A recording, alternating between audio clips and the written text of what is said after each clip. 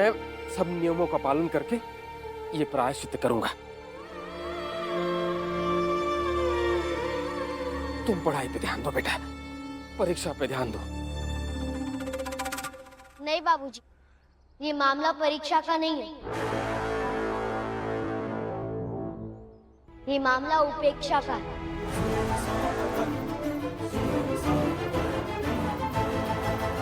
इन्हें हमारी संस्कृति की उपेक्षा करनी है।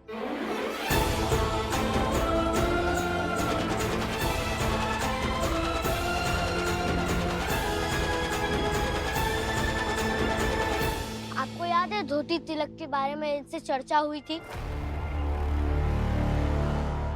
जैसे आप लोग पैंट, कमीज, हैट पहनते हैं, वैसे ही हम भारतीय धोती, कुर्ता, पगड़ी पहनते हैं और टीका भी लगाते हैं।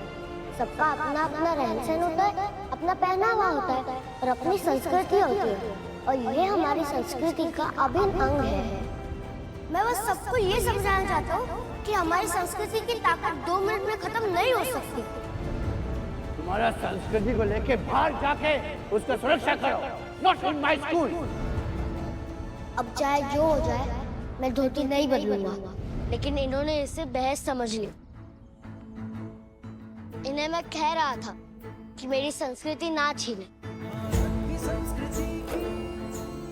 और उस समय भी मैं अपनी बातों पर अडिग था, विचारों पर अडिग था।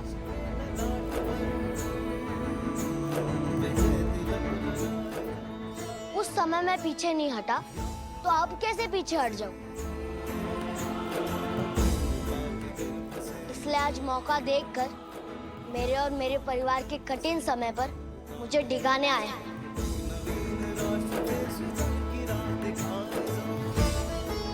और जब मैं तब पीछे नहीं हटा, तो आज कैसे पीछे हट जाऊं बाबूजी?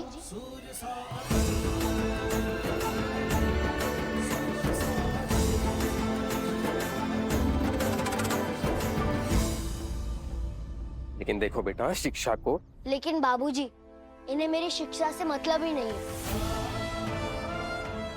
माफ कीजिए, मैंने आपकी बात काटी, लेकिन ये मेरे ही हाथों से हमारी संस्कृति और सभ्यता का अपमान करवाना चाहते हैं।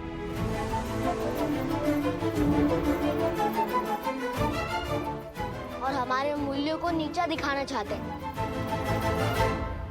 अटल,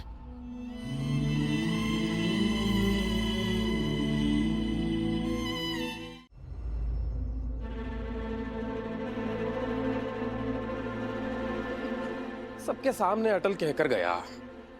बाबूजी को समझाइए, मुझे समझाइए ना, क्या करने वाला है वो? ये इतने कम दिनों में कैसे पढ़ाई करेगा, परीक्षा की तैयारी करेगा? दरअसल परीक्षा में 3 दिन बाकी है।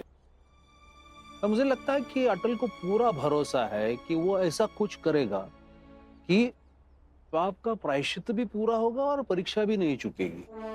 और तुम्हें तो पता है अटल हर बार अपने आप से कोई ना कोई चुनौती लेते रहता है। इस बार भी ऐसा ही कुछ करेगा वो। बाबूजी, लेकिन देखिए, इस नोटिस के मुताबिक सिर्फ 3 दिनों में परीक्षा है, वो भी वार्षिक परीक्षा।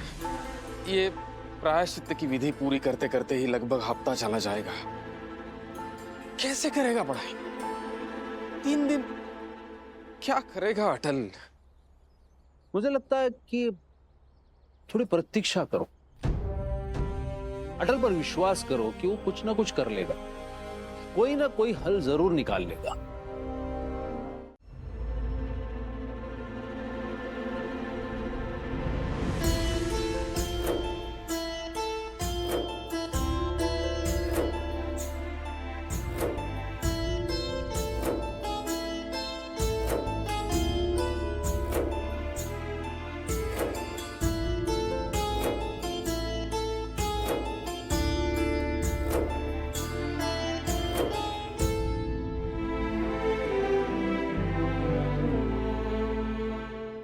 कोई कुछ भी कहे, मेरा विश्वास है कि हमारी गौ माता की मृत्यु स्वाभाविक रूप से नहीं हुई है। किसी ने मारा है उन्हें। सोचिए ना, आसपास में सबको पता था कि कल ही से गौ माता की देखभाल अटल कर रहा है।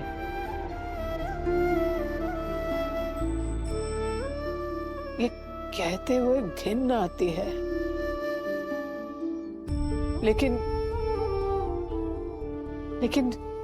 मेरा विश्वास है कि यही सच है कि किसी ऐसे इंसान ने ये पाप किया है जिसको अटल से दिक्कत है, परेशानी है। मुझे भी ऐसे ही लग रहा है। हमारी गौ माता को किसी ने मारा है। ऐसे अचानक से मृत्यु होने का तो कोई कारण नहीं था।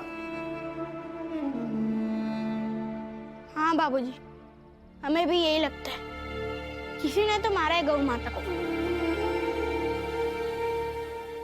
और किसी ने क्या, अवध भैया ही नहीं मारा होगा गौ माता को। प्रेम, माँ बाबूजी प्रेम सही कह रहा है। उन्होंने ही तो अटल को गौ माता की सेवा करने का काम दिया था। तुम दोनों को समझ में भी आ रहा है तुम क्या कह रहे हो? नहीं, ऐसा नहीं है सदा प्रेम।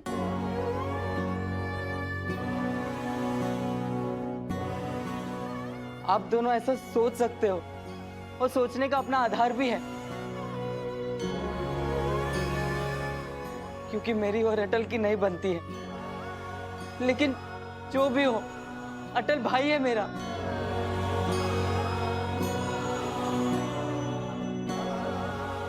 माँ बाबूजी, अटल से कुछ कुछ बातों में मतभेद जरूर है, लेकिन मैं ऐसा नहीं कर सकता हूं। जो भी हो,